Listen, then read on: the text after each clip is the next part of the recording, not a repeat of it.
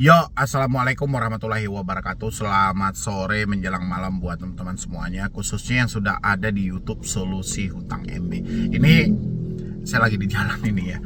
Ini buat teman-teman semuanya, terutama yang gagal bayar. Saya perhatikan kayak di Akulaku, kayak di Kredivo, di Shopee, bahkan pinjol ini kan udah sering banget ini saya bahas, sering banget gitu loh. Ya, sampai dengan kredit pintar, ada pundi, uangmi, dan rupiah cepat juga sering itu saya bahas gitu loh, mengenai telat bayar, mengenai tidak mampu bayar. Hanya saja teman-teman itu entah kenapa sampai detik ini tidak mampu mengkondisikan pemikiran dia dengan maksimal. Ya, apa kendala dari Anda gitu loh. Kenapa tidak habis-habisnya pertanyaan tentang DC datang ke rumah nggak sih bang gitu loh. Kenapa nggak habis-habis tentang pertanyaan itu? Apa teman-teman nggak bosan gitu loh? Saya tahu teman-teman itu ketakutan, kecemasan, wis oke lah, karena duit kita nggak ada ya kan, pekerjaan kita sudah nggak mampu lagi, oke, nggak ada masalah hal-hal itu. Kan sudah saya sampaikan juga, satu-satunya resiko yang paling terberat adalah BI checking. Tapi muncul pertanyaan, bang, kalau tidak dibayar-bayar juga, nanti dendanya bisa sampai 1 M nggak bang? Dendanya bisa sampai ratusan juta nggak bang? Nanti tiba-tiba kita ditagih, rumah kita ditarik, aset-aset kita diambil. Ini banyak loh pertanyaan-pertanyaan seperti ini. Kalau memang seperti itu, untuk apa undang-undang itu dibikin lagi oleh OJK? Disampaikan melalui FPI. Tidak boleh ditagih melebihi dari 100%. Berulang-ulang kali video itu saya upload buat teman-teman semuanya. Ya, saya paham ketakutan Anda. Mungkin Anda bilang, kami ini awam bang, saya ini baru telat bayar, tidak mampu bayar, baru kali ini kami bermain di pinjol. Iya, saya paham itu. Ya, tapi ingat juga, Anda harus paham juga. Anda menyatakan tidak mampu bayar, Anda menyatakan tidak sanggup bayar, Anda harus paham kendalanya apa. Ini bukan Anda sengaja loh sama sekali. Justru sebelum Anda bertemu dengan solusi hutang, itu sudah berapa juta duit yang habis, sudah berapa banyak pinjol yang Anda gali lubang tutup lubang. Ini juga harus dipahami dari teman-teman semuanya. Jangan hanya kita tertumpu pada satu pemikiran. DC datang ke rumah, nanti tiba-tiba hutang saya mencapai 100 juta. Hutang saya mencapai 1 M. Habis itu si pinjol tidak peduli dan tidak mau tahu, dia mengambil aset-aset yang ada. Itu pemikiran dari mana? Nggak ada aturan seperti itu sama sekali. Ini jelas, kayaknya hal-hal seperti inilah yang selalu saya tekankan buat teman-teman semuanya. Dimanapun Anda berada, dimanapun Anda telat bayar, di pinjol manapun Anda tidak mampu bayar, paling tidak logika juga sangat penting dalam hal ini. Kan logikanya gini, hutang 1 juta yang kita pinjam harus dibalikkan sebanyak 1,5. Itu saja kita menyatakan tidak mampu. Bagaimana dengan hutang 1 juta dituntut sampai 100 juta? Itu kan nggak logis banget gitu loh. Ya, nggak ada di negara ini yang seperti itu. Semuanya sudah ada aturannya, telah ada undang-undangnya. Walaupun detik ini terkadang kita mendapatkan penagihan-penagihan menyimpang dari debt collector. Debt collector apa? Kan tujuan debt collector hanya untuk membikinkan kita sebuah skenario. Target debt collector itu cuma satu, bagaimana data yang diberikan oleh perusahaan ini dia mampu atasi. Kan cuman itu target dia. Dia nggak peduli soal mau Anda ada uang, Anda tidak mampu bayar, duit Anda tidak ada, pekerjaan Anda tidak ada. Dia nggak peduli. Yang jelas yang dia peduli adalah dia diperintahkan oleh perusahaan untuk mengambil tagihan sama Anda. Ya, nggak ada perusahaan menyampaikan, tanya alasan orang itu kenapa tidak mau bayar. Nggak pernah perusahaan menyampaikan sama debt collector seperti itu. Tujuannya debt collector itu adalah menagih. Ya, ada tidak ada itu nggak urusan dia lagi. Yang penting dia menagih. Kalau ada nanti dia dapat bonus. Tapi kalau nggak ada ya sudah, dia tinggal lapor ke perusahaannya. Hanya saja bonusnya nggak ada. Makanya dia nggak peduli dengan hal-hal itu. Dari sinilah teman-teman harus belajar semuanya. Siapa debt collector? Apa fungsi debt collector? Kita harus paham. Jadi kalau teman-teman semuanya beranggapan, wih, debt collector akan datang ke rumah nih, ini kan pinjol raksasa nih, kayak Akulaku, Kredivo, ini nggak bisa ditoleransi, nggak bisa dianggap main-main. Mereka benaran loh dalam menagih, mereka bisa aja mendatangkan bla bla bla bla segala macam. Banyak sebenarnya gimmick-gimmick hal seperti itu banyak. Tapi teman-teman kenali aja, poin penting kenapa kita tidak mampu bayar, duit kita tidak ada. Kita ini bukan tidak mau, tapi tidak mampu. Kita tidak mampu dilandasi apa? Duit kita nggak ada, uang kita nggak ada. Kenali aja masalahnya dari sana. Insya Allah pinjol manapun aman, gitu loh. Dan lagian saya juga mengupload, tengok lagi koleksi-koleksi video saya. Saya sampaikan, kalau ada nantinya debt collector yang melakukan penagihan dengan melanggar semua aturan yang diterbitkan oleh OJK, tolong semuanya sepakat berhenti bayar. Kenapa? Ini sudah jelas-jelas ada POJK nomor 22. Tiba-tiba ada debt collector yang melakukan penagihan sesuai dengan larangan yang disampaikan OJK. Padahal ini dilarang, tapi kenapa masih dilakukan? Berarti kitanya yang memberi efek jerah. Kayak gitu loh. Tapi kalau teman-teman semuanya hanya berpikir, kapan Bang DC datang ke rumah? Daerah mana yang dikunjungi? Telat berapa lama? Itu nggak akan habis-habis. Nggak akan pernah habis-habis. Kenali apa yang menjadi penyebab. Kenapa saya harus bertanya seperti ini gitu loh. Saya ini bukan nggak mau loh, saya nggak mampu. Kayak gitu pertanyaannya. Kalau memang saya harus dihadapkan dengan BI checking, kenapa tidak? Toh ini juga kesalahan saya. Kita harus gentleman juga teman-teman semuanya. Nggak boleh juga kita egois. Ini saking egoisnya, wah ini pinjol raksasa ini pinjol raksasa. Akhirnya apa? Tahu Anda risiko di balik itu apa?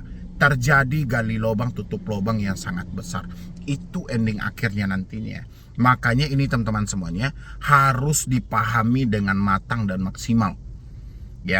Saya itu berharapnya Anda itu hebat-hebat semuanya gitu loh. Walaupun galbay itu kan bukan suatu tindakan yang bagus tapi daripada gali lubang tutup lubang, kita apa boleh buat? Mendingan ini jalan satu-satunya. Kalau kita sudah telat dipinjol, mendingan digalbayin sekalian. Karena kalau telat aja kita sudah banyak kali dibebankan itu. Denda, bunganya, macam-macam kita dibebankan. Dan bahkan ada satu kasus, dia telah menutupi pokok utangnya. Pokoknya sudah dia bayar, tersisa dendanya tersisa. Dendanya bisa beranak pinak lagi, kan gila itu namanya. Makanya saya bilang ini kalau sudah telat bayar sudah galbain. Persetan lah mau pinjolnya apa itu, mau pinjol aku laku, mau pinjol Kredivo, mau pinjolnya Shopee, mau nanti dibilang pinjam duit, rucep dan segala macam. Kalau dia tidak sesuai dengan SOP, berhenti bayar Tapi ingat buat teman-teman semuanya, ketika Anda menyatakan ketidakmampuan Anda dalam membayar, Anda harus siap dengan resiko apapun itu. Nggak boleh jadi orang yang egois. Anda itu kan beranggapan tidak bayar pinjol, kita tidak ditagih, data tidak disebar, orang sekitar tidak dihubungi. Itu mana ada yang seperti itu. Itu baru egois. Duit pinjol tidak Anda balikin, data Anda aman-aman aja, Anda tidak ditagih, Anda tidak diintimidasi, tidak diteror, itu nggak ada gitu loh. Asalkan Anda sudah minjam di pinjol, hal-hal yang saya sampaikan tadi pasti akan Anda alami. Kalau Anda sudah minjam pinjol dan berani untuk telat bayar, pasti Anda akan mengalami.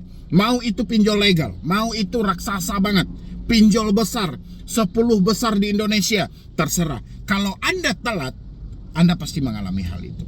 Diteror, ditagih berulang kali, diintimidasi. Pasti akan Anda alami. Hanya saja perbedaannya, ada yang tahu nama aplikasinya, ada yang tidak. Dari itu buat teman-teman semuanya, terutama yang saat ini mungkin baru mau jatuh tempo dan baru telat bayar. Itu tadi saya juga update video itu tentang ada beberapa jasa yang harus Anda hindari di sana. Ini jasa itu sudah bertaburan banget di internet. Jadi teman-teman semuanya harus hati-hati. Kalau menyatakan ketidakmampuan, menyatakan ketidaksanggupan, oke, nggak ada masalah. Cuman hati-hati dengan jasa-jasa backup data, jasa pengalihan teroran, jasa menghentikan sebar data, jasa penghapusan data, jasa pelunasan hutang dengan berhutang kembali. Teman-teman harus hati-hati banget gitu loh. Karena saya perhatikan miris banget itu di media-media sosial. Ada juga yang minta uang itu buat teman-teman semuanya, mungkin pesanku cuman itu aja. Gak ada masalah Anda telat bayar, mau itu di pinjol besar, mau pinjol apapun, gak ada masalah. Yang penting jangan gali lubang tutup lubang. Kalau Anda kepanikan, Anda gak bisa berdamai dengan diri sendiri kalau menghadapi teroran, kalau mendapatkan telepon, kalau mendapatkan chat WhatsApp dan email, kan saya selalu himbau sama Anda semuanya, ya silahkan sebisa mungkin Anda putuslah komunikasinya, tutuplah komunikasi Anda dengan para penagih hutang itu, karena kekuatan mereka itu ya memang ada di telepon Anda. Selagi mereka masih bisa melakukan penekanan terhadap diri Anda, ya besar kemungkinan Anda akan nekat untuk gali lubang tutup lubang, ya memang itu tujuan mereka. Ya, jadi putus komunikasi gak ada masalah. Dengan Anda memutus komunikasi, terus nanti Anda takut, misalnya orang sekitar saya dihubungi bang, oh ini dihubungi, gak ada hubungannya itu. Ya, jadi nomor Anda aktif pun, kalau Anda telat bayar, Anda tidak melakukan pembayaran begitu jatuh tempo, ya tetap aja kontak darurat Anda menjadi sasaran. Begitu ya buat teman-teman semuanya. Yang penting nggak ada yang perlu ditakutin, nggak ada yang perlu dicemasin. Insya Allah semuanya pasti akan baik-baik saja. Cuman ya itu tadi, kalau kita berani untuk ngambil pinjol, harus berani untuk risikonya. Kalau kita berani untuk telat bayar, kita harus tampung apapun itu risikonya, termasuk nanti BI checking yang akan kita terima. Ya, daripada Anda menyibukkan diri dengan gali lubang tutup lubang, selamanya hutang ini tidak akan lunas. Oke, jadi sekian dulu dari saya, Medi Broni. Di malam ini mata tidak terpejamkan, mikirin hutang yang gak pernah habis. Akibat kecerobohan, terjebak di dunia hutang. Pinjol, pinjaman tolol, membunuh tanpa menyentuh. Solusi hutang tanpa basa-basi, menyelamatkan semua generasi. Berhentilah, berhentilah, gali lubang tutup lubang. Ingatlah,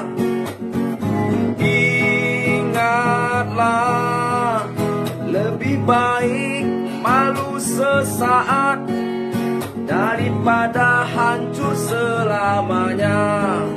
Lebih baik malu sesaat daripada hancur selamanya.